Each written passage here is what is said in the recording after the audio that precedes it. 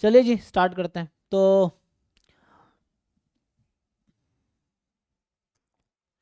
हम लोग अभी है ना, ये बुक हमने शेयर किया था ग्रुप में आप लोगों से। तो इस बुक के हमने लास्ट टाइम 18 क्वेश्चन सॉल्व किए थे। अभी जितनी क्लासेस हुई हैं, तो एक बार बता दूं नए लोगों के लिए, ये बुक है ऑलरेडी ग्रुप में शेयर हुआ था, ठीक है ना। तो ये ISI एम स्टैट्स का PYQ, बस हमने PYQ उठा के कंपाइल करके आपको दे दिया है। तो ये है, तो इसमें 2024 से 2019 तक के एम स्टैट्स के PYQs हैं। सो हमने इसके 18 क्वेश्चन सॉल्व किए थे। अभी 19 से कंटिन्यू करते हैं, ठीक है। सो बाकी आप लोग सॉल्व करके आए तो ऐसे डाउट भी, यहाँ तक हम लास्ट क्लास में किया था हमने, ठीक है। अब यहाँ से कंटिन्यू करते हैं, देखो। तो the question is, suppose that x1 x2 xn are, है ना, IID random variable with PDF आपको दे रखा है एक्सपोनेंशियल लैम्बडा, ठीक है। एंड y है x1 plus x2 up to xn, ठीक है, sum of this. Then the conditional distribution of xn given y, I think ये थ्योरम है डायरेक्टली, है ना। ये तो डायरेक्ट थ्योरम है, आप अगर याद हो आपको, अदरवाइज नहीं तो प्रूव करना पड़ेगा आपको। अगर this is direct theorem, given y is 1,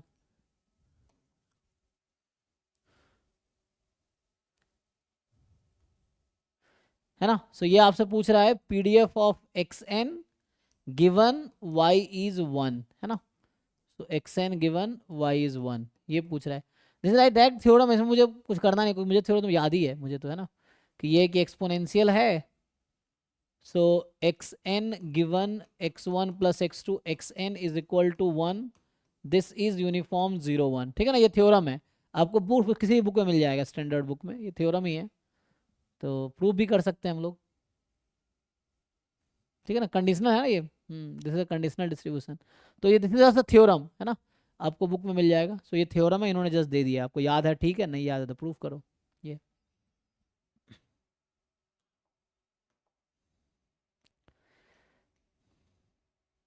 इसमें देखिए, सो नेक्स्ट है कि x1 x2 dot dot dot be a sequence of random variable such that each xi का मीन 1 है, ईच xi का वेरिएंस 1 है। कोवेरियंस xi xj का half है जब i डिफरेंट है j से, बिकॉज जब i इक्वल होगा j के तो कोवेरियंस वेरिएंस के इक्वल होता है ना। z आपका Zn है 1/n, मतलब Zn is x bar. So they are asking you to find variance of Zn as n tends to infinity. निकाल पाएंगे? आसान है ना।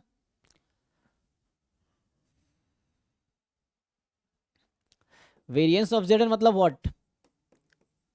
Variance of 1/n summation xi, i from 1 to n, n को बाहर निकालोगे तो ये 1/n square, variance of x1 से लेके xn तक, यही है। अब आप इंडिपेंडेंट तो है नहीं, so you can break using कोवेरियंसेस।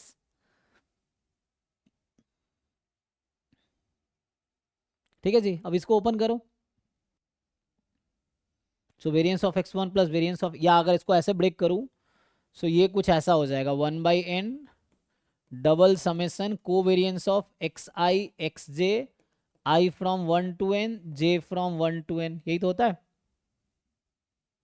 जब i j इक्वल है तो वेरिएंस हो जाएगा। So this expression is equal to this. Agree करते हैं आप लोग? देखिए, so now how will you find this?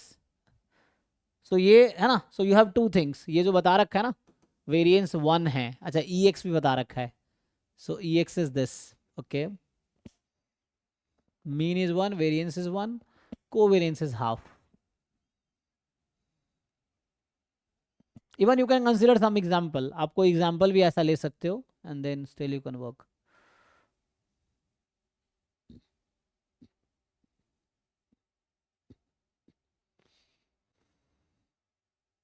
बताइए जी, क्या फाइंड कर पाएंगे? तो द पॉइंट इज, मैं सीधा सीधा इस पे आता हूं, हाँ। So can we write this, n time variance of x1, because they are IID है, IID का तो पता नहीं, मतलब they all have same variance, at least this I can say, they all have same variance, the variance of x1 plus variance of x2 plus variance of x3 and so on, the n time variance of x1, and now the covariance between है ना, each. सो यहाँ आएगा या तो double summation ले लो, double summation covariance between x i, ये covariance between x i x j, now i is different than j, I from 1 to n, j from 1 to n. Okay, and this quantity is given to you is half. Okay, so you find this double summation. Just I'm finding this sum only, है ना. So ये आ जाएगा n time variance of xi is 1, so n plus, and you open this summation, this quantity is half, so you add half as many times. So how many terms are there? I from 1 to n, j from 1 to n, except I is equal to j. So you have actually total matrices I from 1 to n, j from 1 to n, except these diagonal entries. So how many entries are there in n cross n matrix? Total n square entries are there, except diagonal there are n square minus n. So it will be n square minus n into half. So this I got this expression. Okay, so I have this much as this, and now we want variance of z. So zn is something like variance of x bar, and that is 1 by n square times this quantity. Okay, so 1 by n square times n plus n square minus n by 2. Now can you find value as n tends to infinity? Tell.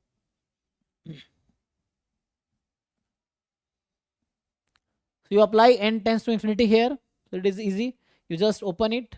So n upon n square, then 1 by 2 minus 1 upon 2n, and this n will cancel 1 upon n. So I think this half is the answer. Okay, so this is the process.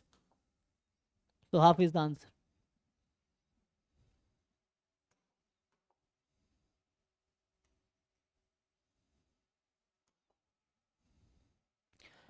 Now what is the probability? A given B probability is 0.4.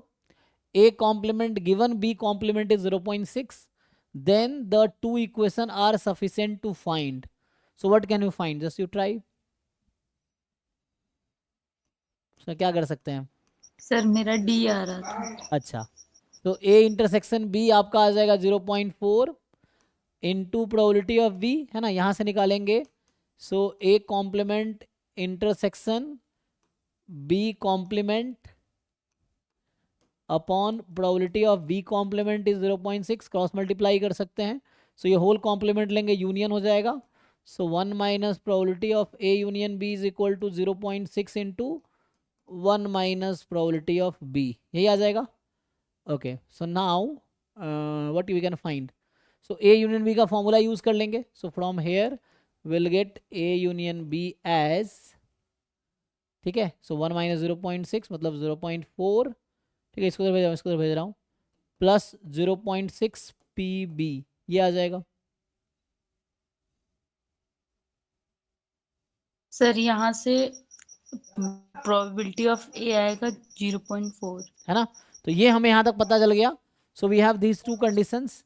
अब आप A union B लगा लेंगे जैसा आप कह रहे हैं, तो उससे आ जाएगा P of A union B, PA plus PB minus PA intersection B.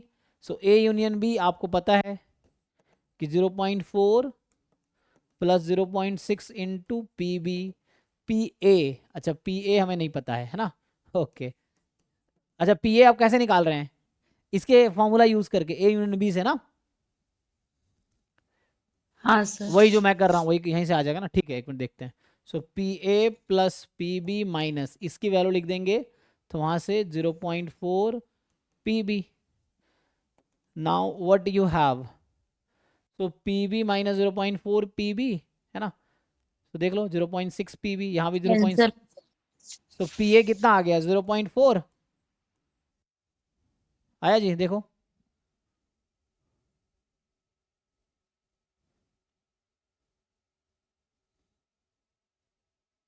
So PA तो निकल गया. अब PA तो निकल गया, बट PB कैसे निकलेगा, है ना. सो PA अगर आप यहाँ पुट भी कर दोगे तो भी PB नहीं निकल पाएगा यहाँ से, है ना. हाँ, है ना, PA आपका आ गया 0.4. अब PA पुट कर दो, यहीं पुट कर दो, तब भी P दोनों तरफ इक्वल हो जाएगा, लेकिन PB निकलेगा नहीं, है ना जी, देख लो. सो PA निकलेगा, PB नहीं निकलेगा. ठीक है, D is the correct option. So PB you can not find explicitly.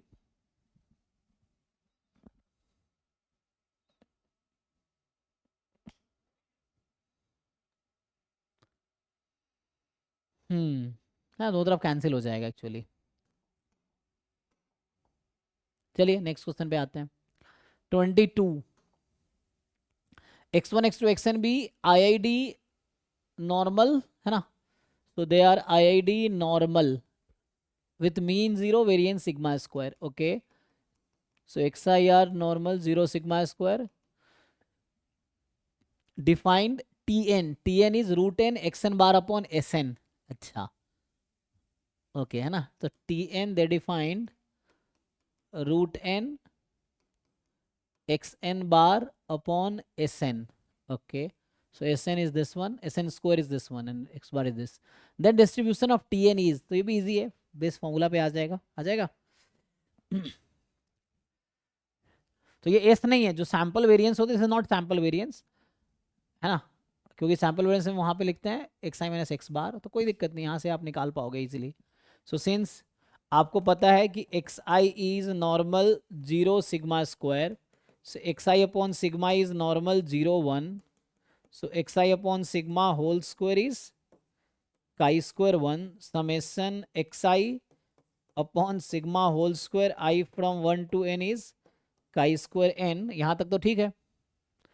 And now x बार के बारे में सोचो, so x bar is just normal 0 and sigma square by n, right. So x bar upon sigma by root n, this is normal 0 1 now है जी।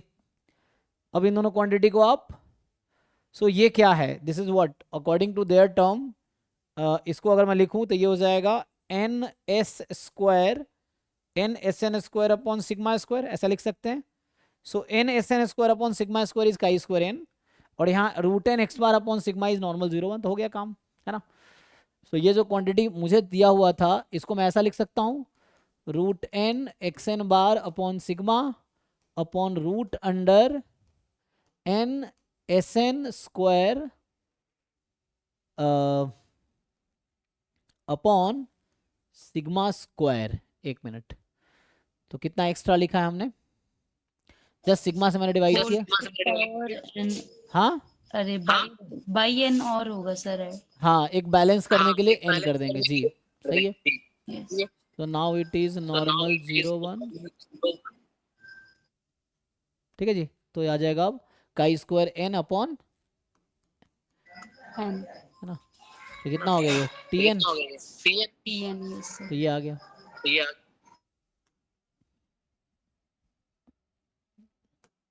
तो easy है jam जैसा। सो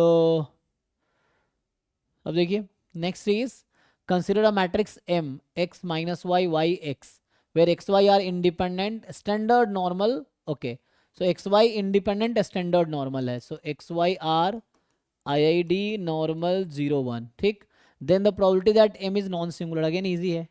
सो non singular मतलब क्या है कि probability determinant of matrix m non zero होगा, है ना। तो क्या आ जाएगा determinant, x square plus y square,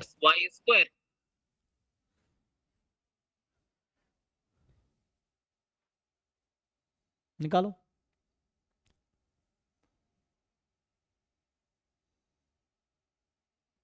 बताओ भाई, x square plus y square non zero कब होगा?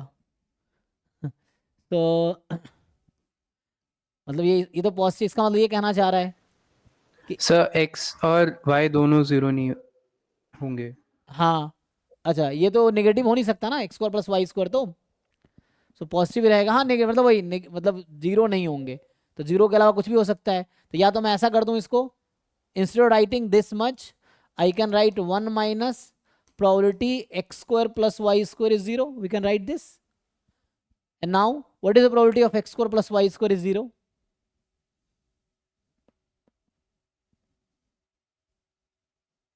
What is the probability of x square plus y square is equal to 0? This is a curve, you know,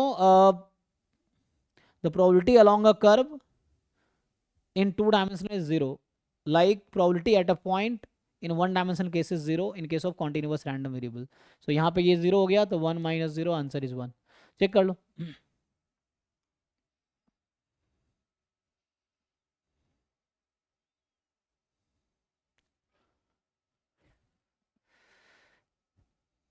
ठीक है. So probability along any curve, not inside the curve or below the curve, along any curve बोल रहा हूँ, 0 आएगा in case of continuous random variable in 2 dimension. Equivalently, है ना, probability at a point in 2 dimension is 0. कह रहा है कि let UV be the point chosen uniformly at random from the unit circle. अब UV एक point है, so you are choosing at random from the unit circle. Okay, so UV ये axis है, so इस, है ना, ये हालांकि यूनिफॉर्म नहीं दिख रहा है, ठीक है. सो यहाँ पे हमारे पास ओरिजिन है एंड रेडियस इसका 1 है. So you are choosing a random point from the unit circle. अच्छा, सर्कल की बात कर रहा है ना, तो अच्छा सर्कल तो ये है ना, एक मिनट, तो ये इनसाइड नहीं बात कर रहा है, दे टॉकिंग अबाउट सर्कल, है ना, on the point. So variance of you क्या, वी क्या होगा. ओके, तो कहने का मतलब ये है मेरा कि you are choosing a point on this circle, कहीं भी हो सकता है ना. तो पूछ रहा है कि क्या प्रोबेबिलिटी है वेरिएंस ऑफ यू का. तो आपको पता है यूवी का ज्वाइंट पीडीएफ क्या होगा. Point chosen uniformly at random from the unit circle.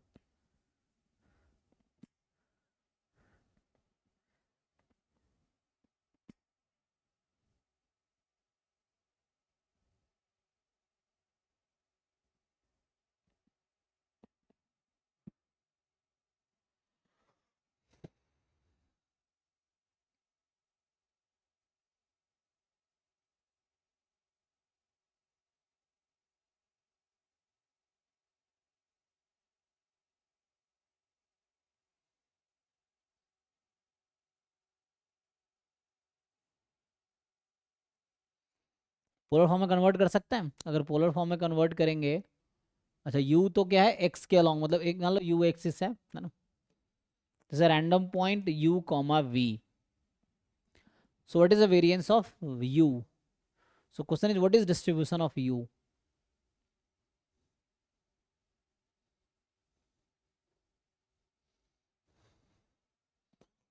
यहाँ आपके पास यूज होगा, इधर -1 है, इधर v आपका 1 है, इधर मतलब u है ना, ये u एक्सिस बोल रहा हूँ, v एक्सिस है, तो you will take these values and so on this values. ठीक है.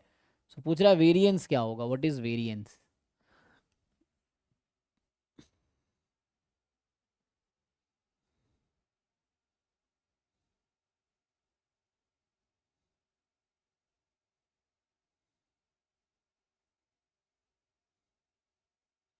तो उसके लिए आपको u का डिस्ट्रीब्यूशन चाहिए, है ना.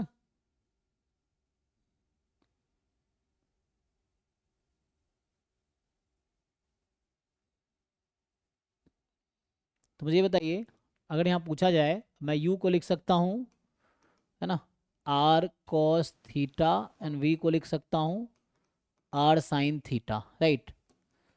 तो अब जो मैं ले रहा हूँ कि यहाँ पे r तो फिक्स है, 1 है, मतलब r इज फिक्स्ड एज 1 क्योंकि यूनिट सर्कल है. So u is only cos theta and v is only sin theta. And what can you tell about theta. So since point is chosen uniformly on the unit circle, so theta is uniform 0 to 2 pi. अब can you find now. So what is the variance of cos theta. What is the variance of cos theta when theta is uniform 0 to pi. निकालो जरा, बताओ क्या answer आएगा. So variance of cos theta मतलब क्या निकालना पड़ेगा, expectation of cos square theta minus expectation of cos theta का whole square. You can find this, find करो, बताओ. थीटा यूनिफॉर्म 0 to pi, तो इसमें करके ये निकाल लो, ये निकाल लो, एक्सपेक्टेशन के बेसिक फॉर्मूला से आ जाएगा. ये आसान है, आई थिंक आप लोग कर लोगे, करके देखो.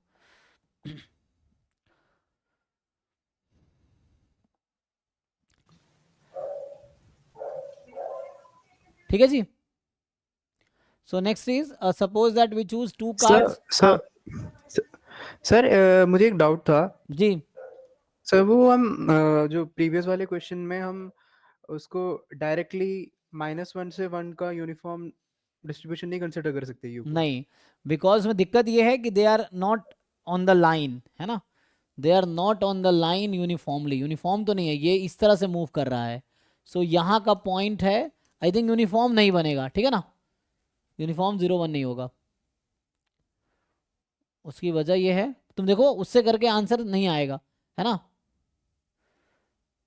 क्योंकि ये बोलने का मतलब है कि यू आर सेइंग कि theta is uniform 0 to 2 pi, so then cos theta is uniform -1 to 1, is it? अब ये प्रूव करके देखो, मतलब what you are saying means this. So question is it true, transformation लगा के देखो ऐसा होगा।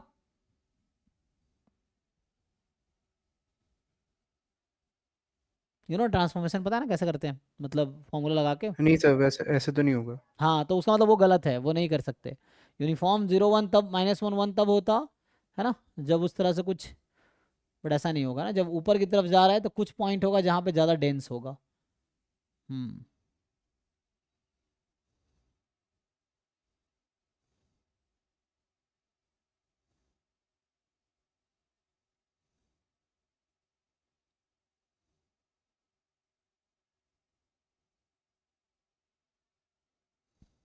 इससे आएगा आंसर, है ना, उससे नहीं आएगा, इससे आंसर आएगा। ठीक है, इससे करके देखो, अभी करके देख लो। You find variance of this y, है ना, वेरिएंस ऑफ कॉस थीटा, है ना, ये I think this may not work. ठीक है,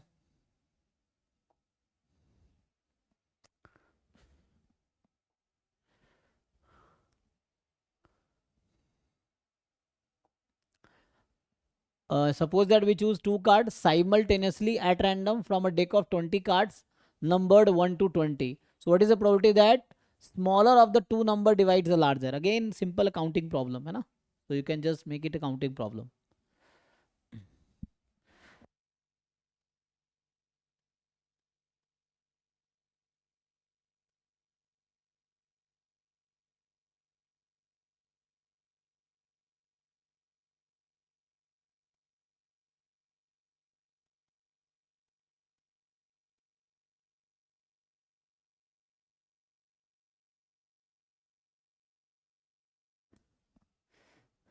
हाँ जी, so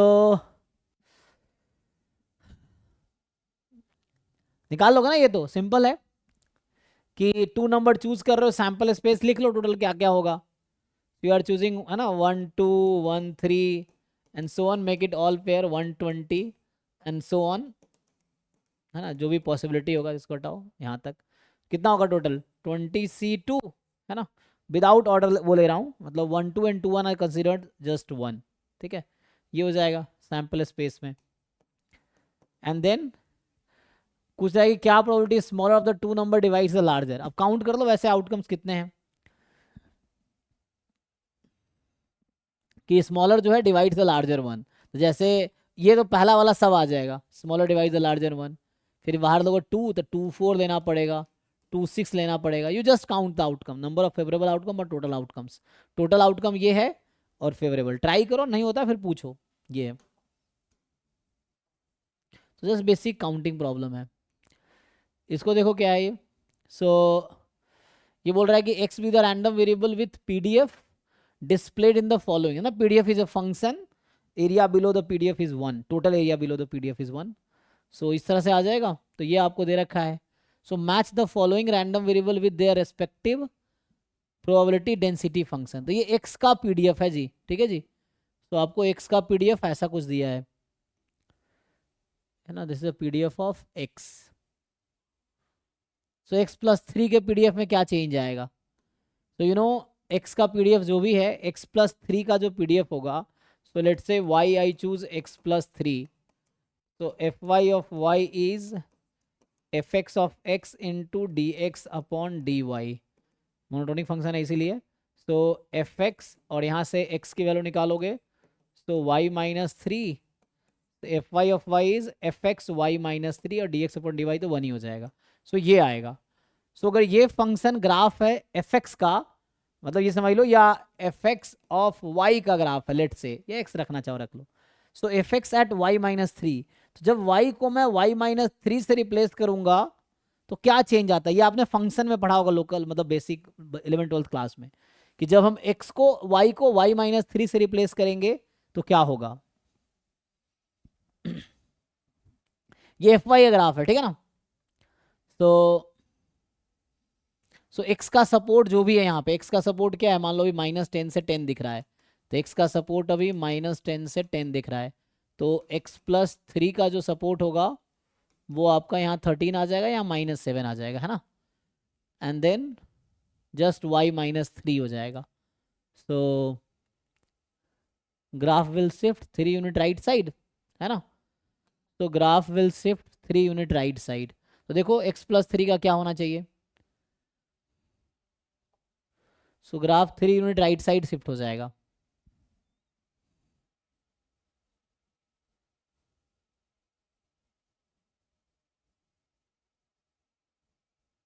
तो इसका मीन कहाँ पे है, जैसे ये मीन बीच में होगा ना कहीं पे, इसका मीन भी बीच में कहीं पे है.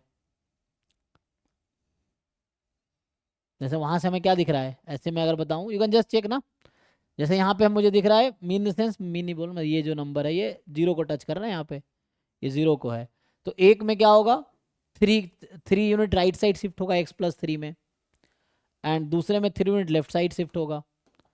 सो आपको ये बताना है क्या चेंज आएगा. सो विच वन इज, बताइए आप लोगों को क्या लग रहा है.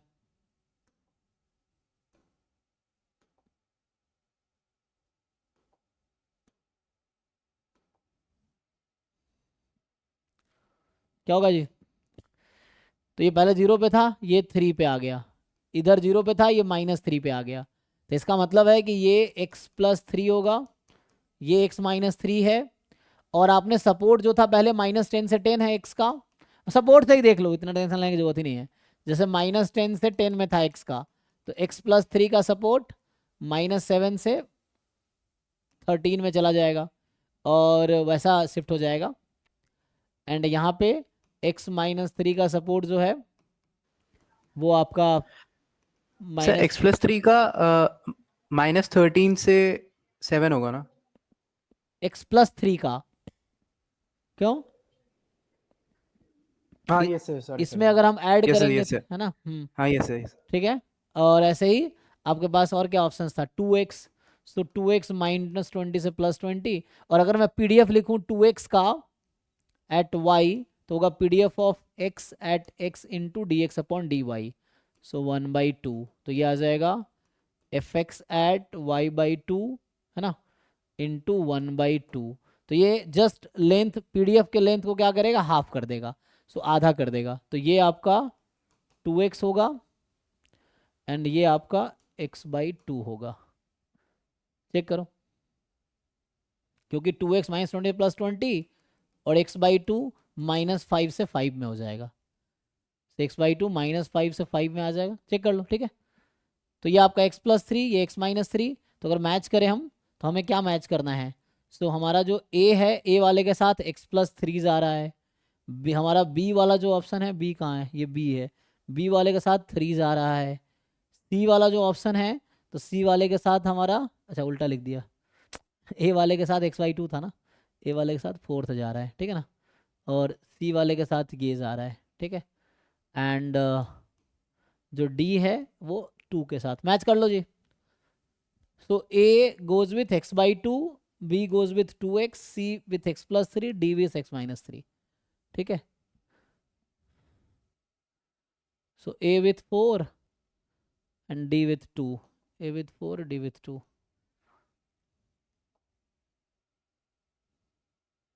मतलब 1 with 4, d with 2, ये होगा. तो ये b सही होगा, मतलब you can just match it, simple है, वो ट्रांसफॉर्मेशन पे था, जस्ट ट्रांसफॉर्मेशन ऑफ पीडीएफ पे. अब ये आपके पास रिग्रेशन का क्वेश्चन है कि suppose that we want to fit the regression model y is equal to β1x plus β2x square, है ना, तो ये सिंपल लीनियर रिग्रेशन मॉडल ही है, जो कर्व फिट किया गया, वो क्वाड्रेटिक कर्व फिट किया गया, this is simple linear regression model, है ना. क्या होता है, because regression model is due to its parameters and parameter is linear, so it is a simple linear regression model because parameters are linear. Now suppose that we want to fit the linear for this, the 10 pairs of observation x1 y1 this are taken value, अच्छा, where xi is take value 0 and 1, अच्छा, तो xi 0 या 1 ले सकता है, तो which of the following can be estimated using the method of least square, सो कौन सा एस्टिमेट किया जा सकता है लिस्ट स्क्वायर से? I think list square method आप लोग जानते हैं। तो क्या होता है लिस्ट स्क्वायर एस्टिमेशन मेथड? सो इसमें आप क्या करते हैं, यू जस्ट जो समेशन एप्सिलॉन स्क्वायर है इसको आप मिनिमाइज करते हैं, राइट? तो एप्सिलॉन यहाँ से निकालोगे, सो वाई आई माइनस बीटा 1 एक्स आई माइनस बीटा 2 एक्स आई स्क्वायर, यही आ जाएगा आई फ्रॉम 1 to 10। तो ये take this function as beta 1 comma beta 2। अब जरा मैक्सिमाइज करो भाई, निकालो बीटा 1 निकलेगा, ये तो सॉल्व करना पड़ेगा इसके लिए। जैसे सिंपल लीनियर रिग्रेशन मॉडल में ना लिस्ट स्क्वायर को आप प्रूफ कभी किए हो तो प्रूफ करना पड़ेगा, प्रूफ करके देखना पड़ेगा। सो अब क्या करना होगा आपको, you differentiate g with respect to beta 1 put it 0, you differentiate g with respect to beta 2 put it 0, and then you find beta 1 and find beta 2। But आपको एक और चीज बता रखा है कि xi will take value 0 and 1, है ना?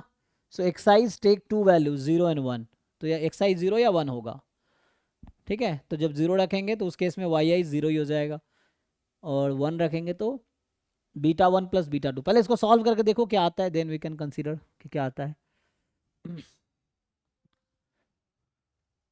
कैन बी एस्टिमेटेड यूजिंग, है ना, मेथड ऑफ लिस्ट स्क्वायर।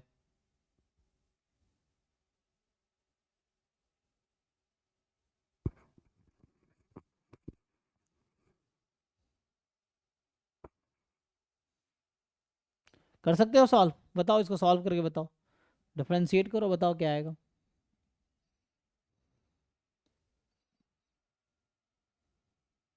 ठीक है ना, फाइन करके देखना, उसके बाद देखना कि 0 1 रखने पे क्या होगा, which one can be estimated. So किसकी वैल्यू निकाली जा सकती है ना, सॉल्व करके देखो, नहीं तो फिर मुझसे पूछो तो मैं सॉल्व करूंगा। यू कैन आस्क डाउट, जैसे आज जो भी डिस्कस कर रहा हूँ नहीं हो रहा है तो कल पूछो फिर से, तो उसको आप डाउट पूछ सकते हो अगर ट्राई करके आओगे तब, क्योंकि एग्जाम तो आपको ही देना है। तो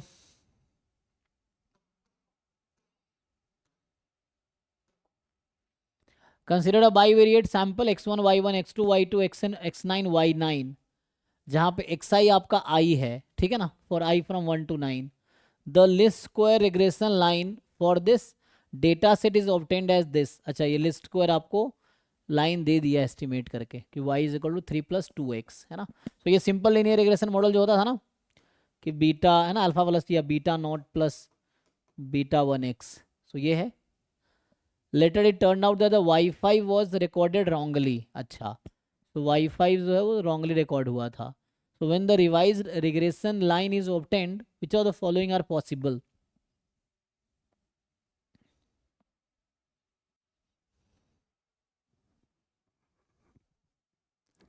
ठीक है ना, सो y5 क्या होता है, रॉन्गली रिकॉर्ड हुआ था। तो जब revised regression line is obtained, ठीक है, so which of the following are possible? Intercept can change but slope cannot. Slope can change but intercept cannot. Both intercept and slope can change, neither intercept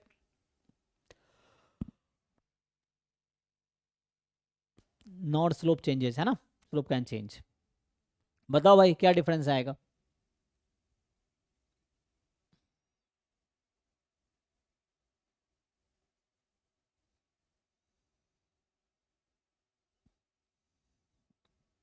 तो आपको याद है इसमें जो है beta not का एस्टिमेटर क्या होता है, लिस्ट स्क्वायर एस्टिमेटर, और बीटा 1 का लिस्ट स्क्वायर एस्टिमेटर क्या होता है, ये था ना SXY/SXX।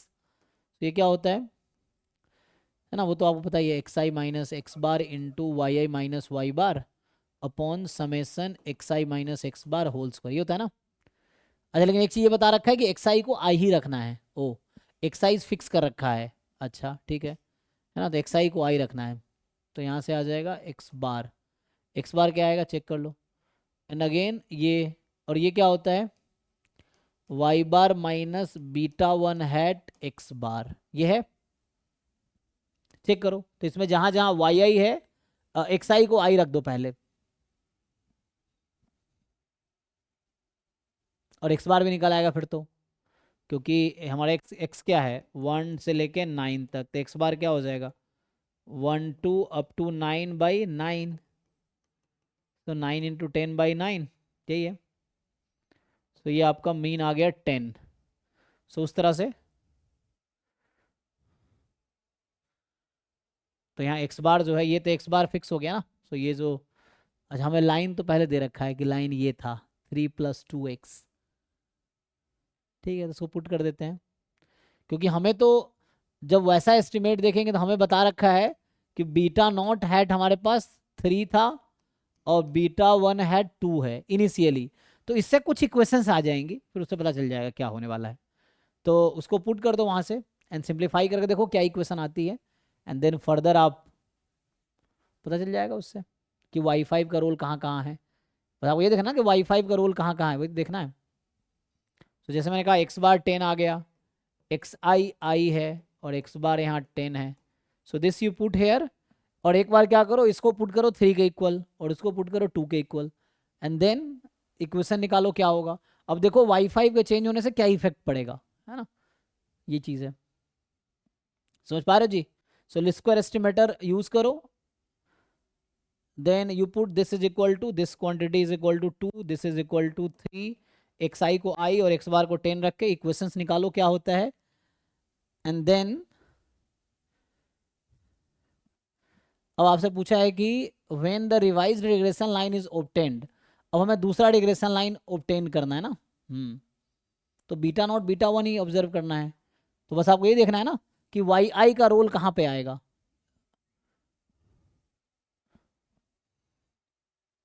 आई थिंक उसमें भी रहेगा ना, वहाँ तो होगा। तो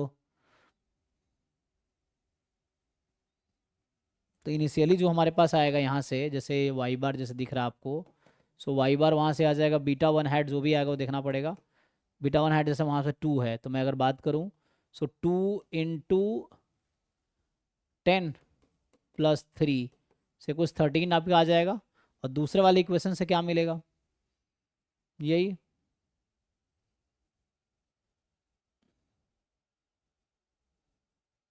ठीक है जी। तो यहाँ से क्या मिलेगा, बीटा 1 है 2 = अब summation i - 10 i from 1 to 9, ठीक है, इंटू yi - y बार ऐसा आएगा अपॉन xi - x बार तो निकालना आसान है, i - 10 का whole square i from 1 to 10 1 to 9, इसको ओपन कर लो क्या होगा।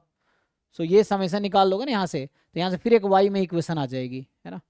सो ये सिंप्लीफाई करके देखो क्या आती है। यहाँ y बार आप 13 यूज़ कर सकते हो। सो इससे क्या निकल आएगा, so y5 is wrongly observed।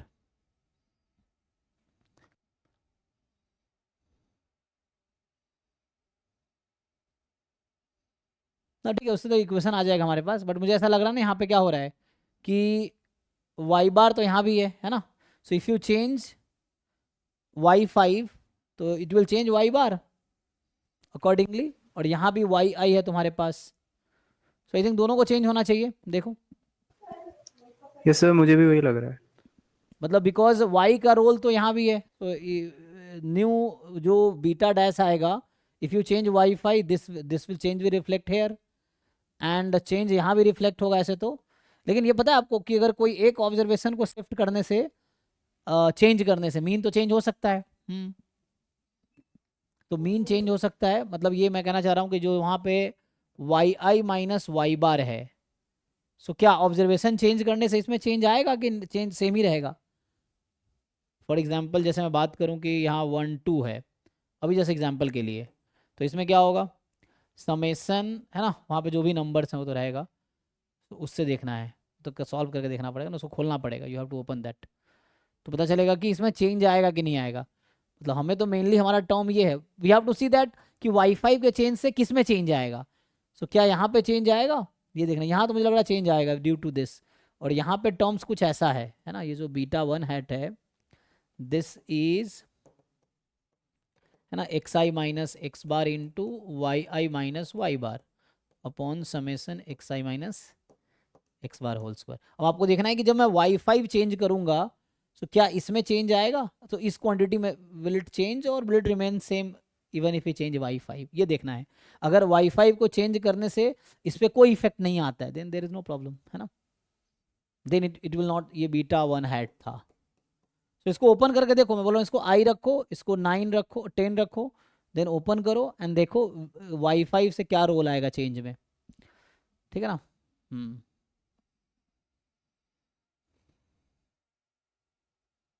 मुझे ऐसा भी लग रहा है कि दोनों चेंज आएगा, है ना, because they will effect, but ऐसा तो हो सकता है कि अगर शिफ्ट हो रहा हो तो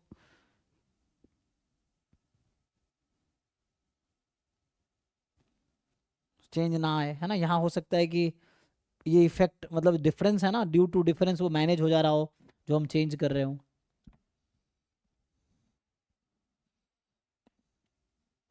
एनीवे चेंज चेक करो इसमें क्या होगा। सो अभी तो मुझे यही लग रहा है कि इट विल इफेक्ट बोथ, ठीक है ना, दोनों होना चाहिए अभी तो इसके according, but you have to calculation करने के बाद डिटेल में पता चलेगा, उसको तुम करके देखो, नहीं तो फिर पूछो अगर ट्राई करके आए हो तो। Now see this 29 x1 x2 xn are IID normal μ1, okay. So normal μ1 हमारे पास है, we want to test mu is equal to 0 against mu is non zero, ठीक है। सो नॉर्मल μ1 है और इसका क्रिटिकल रीजन क्या आएगा, consider following two sided problem. अच्छा तो ये है दिस, तो इसका अगर तुम क्रिटिकल रीजन निकालोगे तो ये तुम्हारा आएगा एक्स बार माइनस, है ना, अगर साइज अल्फा लोगे तो एक्स बार माइनस 0/सिग्मा/√10, सिग्मा 1 है वहाँ पे, ठीक है। सो 1/√10 this is more then some के, अगर साइज अल्फा का लोगे so this is Z alpha, है ना।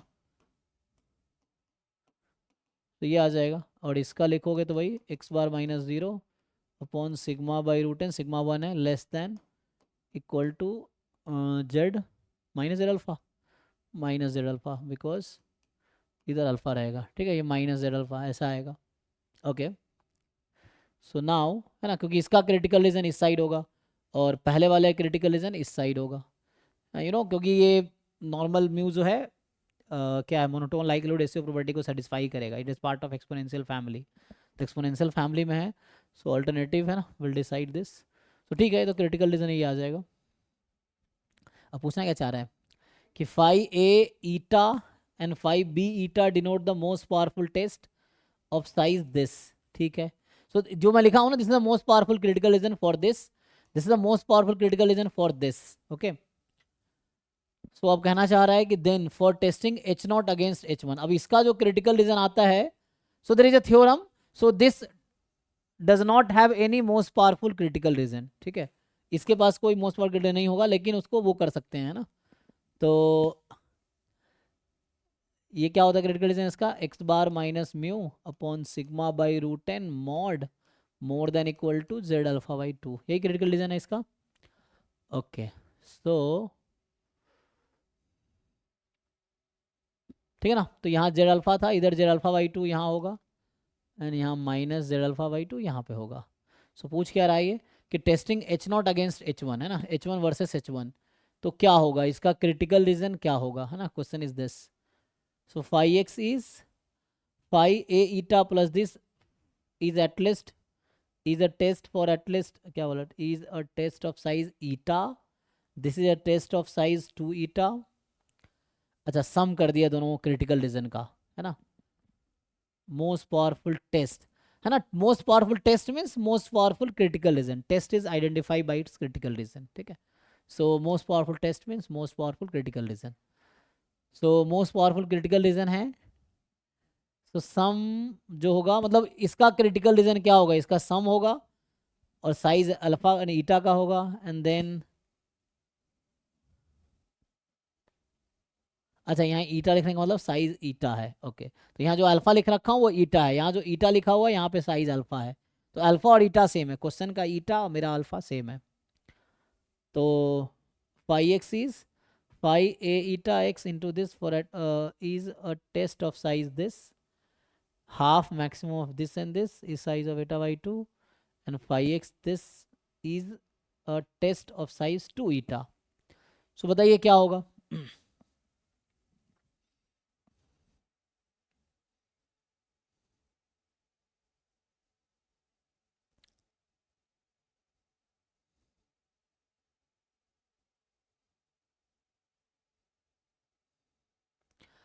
तो अगर ठीक से ग्राफ देखो तो आपको ये समझ आएगा, ठीक है ना, मैं फिर से रिपीट कर रहा हूँ ग्राफ।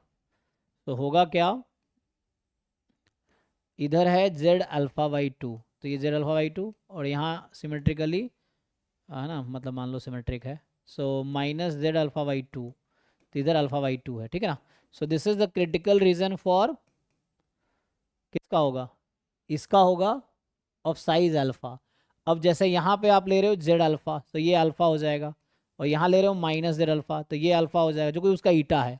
सो ये अल्फा, ये alpha. If you are adding both critical region, तो ये वाला क्रिटिकल रीजन इस वाले का है, ये वाला क्रिटिकल रीजन इस वाले का। If you are adding both critical region, तो क्या करेगा ये, तो ये साइज अल्फा और ये साइज अल्फा, तो डी ऑप्शन जो आपको दिख रहा है ना, इसका साइज अल्फा जो कि ईटा है, साइज ईटा और साइज ईटा, तो दोनों मिलकर क्या करेगा, साइज 2 ईटा हो जाएगा। सो ये ऑप्शन करेक्ट होना चाहिए, ठीक है।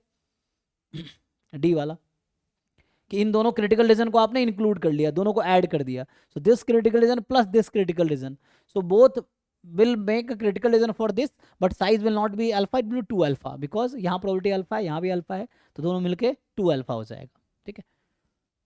देख लो, इसलिए डी ऑप्शन करेक्ट होगा। एंड यहाँ पे देखो, लेट 5 बी द, अच्छा टाइम है कि खत्म हो गया, ओके ठीक है, अभी के लिए लास्ट क्वेश्चन ही होगा कि नेक्स्ट बैच का टाइम है। तो let 5 denote the probability density function of the, आप खुद सॉल्व करके आओ, आगे पूरा बुक जितने 4-5 बुक भेजे ग्रुप में, सबको सॉल्व करके कंप्लीट करो जितना ज़्यादा कर सकते हो, क्योंकि जितना प्रैक्टिस करोगे उतना तुम्हारा कॉन्सेप्ट स्ट्रॉन्ग रहेगा। सो 5 denote the probability density function of the standard normal distribution, ठीक है। नॉर्मल 0-1 का हम जानते हैं ऑलरेडी, ये CDF है, अच्छा PDF है यहाँ पर, not CDF, it is a PDF, ठीक है। 5 इज द PDF।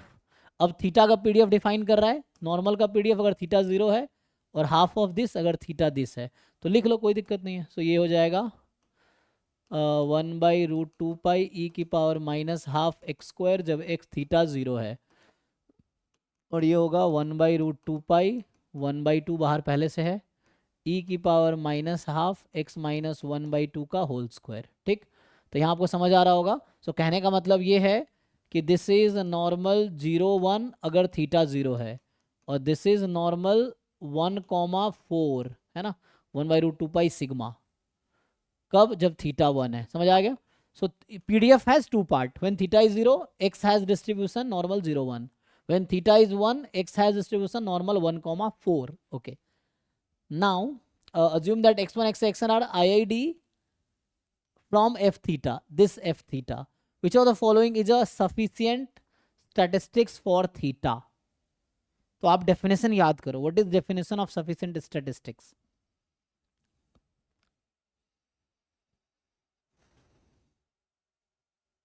थीटा क्या, दो ही वैल्यू है ना, थीटा या तो 0 होगी या 1 होगी, ठीक है।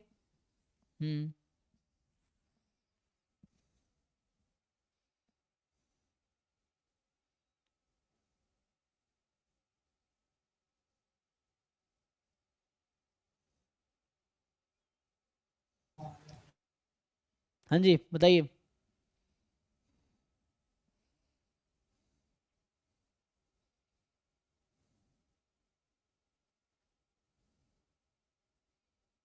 एक तो था कि है ना, conditional distribution of given T, जो भी सफिशिएंट एस्टिमेटर है, this is free of theta, एक तो ये अप्रोच है जो कि यहाँ मुश्किल होगा। दूसरा तरीका है फैक्टराइजेशन थ्योरम, फैक्टराइजेशन से you write the likelihood function, है ना, so you write the likelihood function,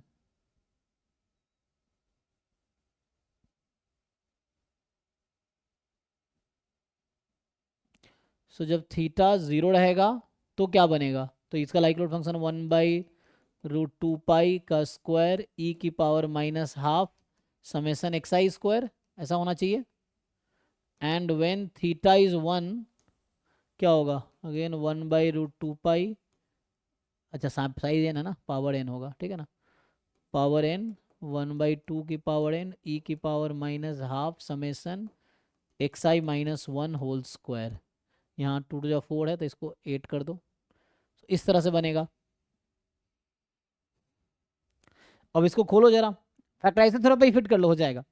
factorisation theorem पे इसको फिट करोगे, लेकिन इसमें क्या है, थीटा 0 और थीटा 1 है ना। सो